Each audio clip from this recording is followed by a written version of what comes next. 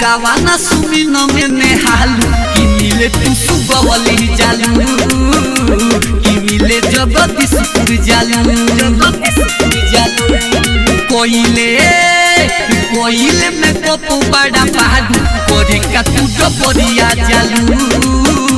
करे का मंगलपुर जालू बेतिया के लइका से ला चालू का करे तू बइरिया जालू करे का नवतो ने जालू क्यों जाती होई दरुधर कि मिले तू सुगवली जालू मिले तू सुगवली जालू मिले जगदीशपुर जालू संडे के खालू वनडे रखेलू लवंडे तू संगे है अपना हो जालू बंधावरा खालू पतावरा झखरा में कोडिलू रखरा हो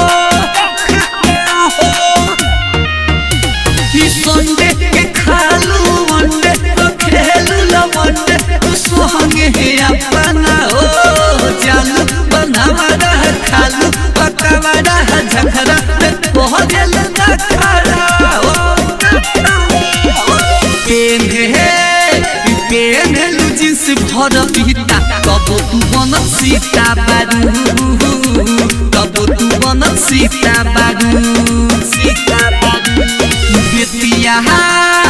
बेतिया के लइका से ला चालू का करे तू बइरिया जालू करे का नवतो ने जालू मिले तू सुगवली जालू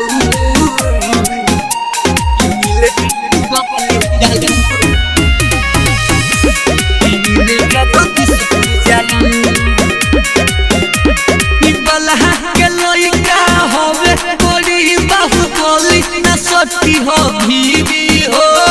कहे ले गुडू राजा आवंगल लमाजा अनुप से बच के रही हो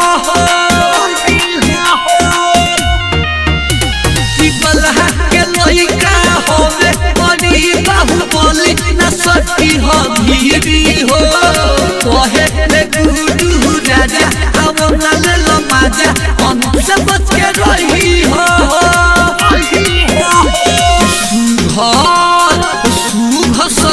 में सुहालू का करे मोतिहारी जालू का करे मोतिहारी जालू बेतिया के लइका से ला जालू का करे तू बइरिया जालू करे का नवतो ने जालू GS रिकॉर्डिंग स्टूडियो डबरिया।